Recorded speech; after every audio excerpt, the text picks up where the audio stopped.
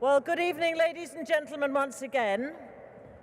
This is a very important moment for the International Cooperative Alliance, its members, because the Rochdale Pioneers Award is the highest global award that our movement has to offer.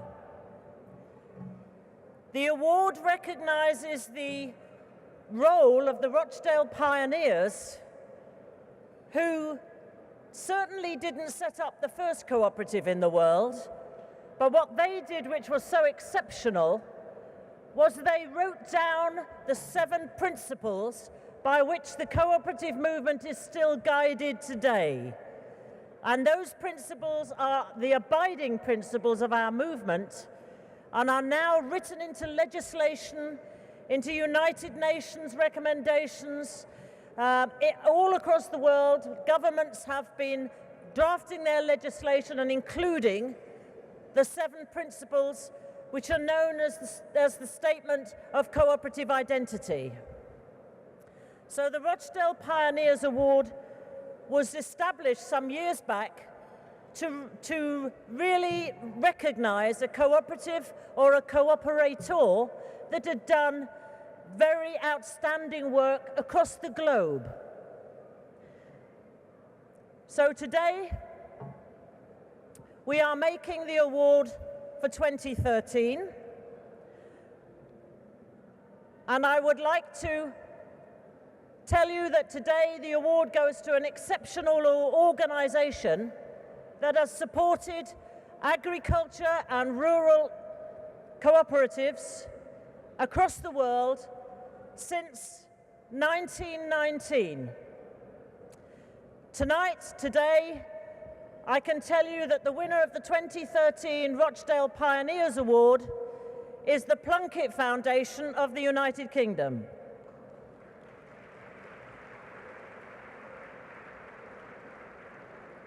Many of you will recognize the name of the Plunkett Foundation because it's been a source of consultancy and support, active practical support to agricultural cooperatives and rural communities across the globe.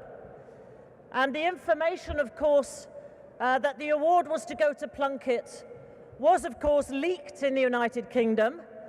And I have received tonight a statement from the Prime Minister of the United Kingdom, David Cameron, which I would like to read to you. It says, "Congratulations to the Plunkett Foundation on winning the Rochdale Pioneers Award, an international prize for those making the greatest difference to cooperatives in the world. This is a testament to the fantastic work that the Plunkett Foundation does in supporting community-owned shops and pubs, which they do in the United Kingdom, and it's another great accolade for Britain as a world leader in social investment." And of course, the United Kingdom's Prime Minister is currently president of the G8 as well, so it has a global connection. Well, Madam President, honourable ministers and fellow cooperators, oh wow, basically. When I look around the hall, I often think that one of the top values I would add to our list is that of humility. So I think often our greatest leaders exhibit that.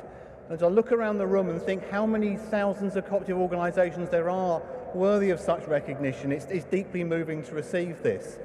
I'd like to thank the ICA for the recognition they've given to the incredible team we have at Plunkett today, both the staff and trustees, who devote their lives to bringing cooperation to rural communities.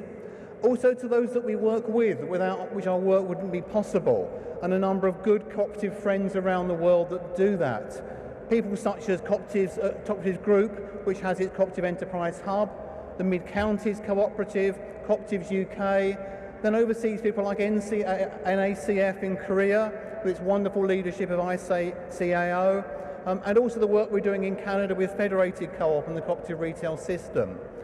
But also, as you saw in the video, this also recognises the amazing work of previous generations.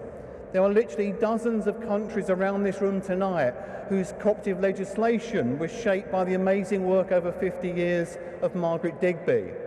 and many others that have benefited from the work of Edgar Parnell, of challenging what does it mean to be a member-owned organisation and how do you make a business strengthen that. But in particular, I'd like to thank the ICA for recognising the role of Sir Horace Plunkett himself and the amazing people he gathered around him in Ireland. Those ideas spread from Ireland around the world with an energy that we can only look back and admire today.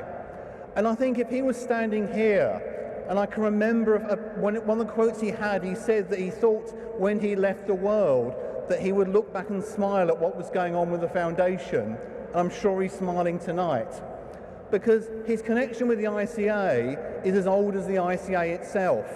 He actually attended the very first meeting of the ICA, and he fought hard at that meeting because the British wanted the ICA just to represent consumer co-ops. And he argued that what the world needed was a rich diversity of co-ops working together.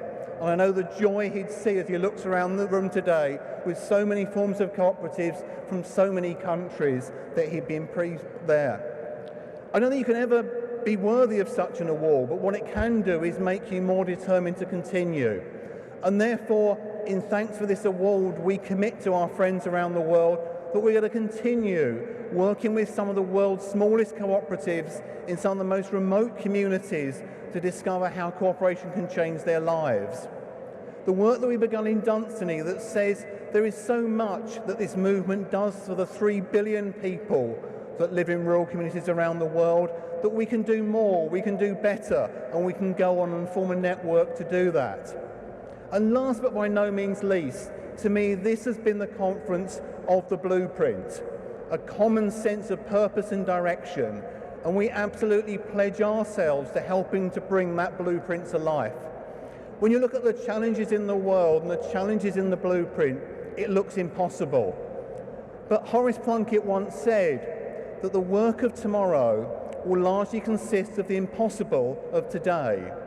If this adds to the difficulty, it also adds to the fun. So thank you so much for the award. We're committed to work with you to try to make the impossible merely difficult. And I hope all of us will have fun in doing that, starting with this evening. Thank you so much.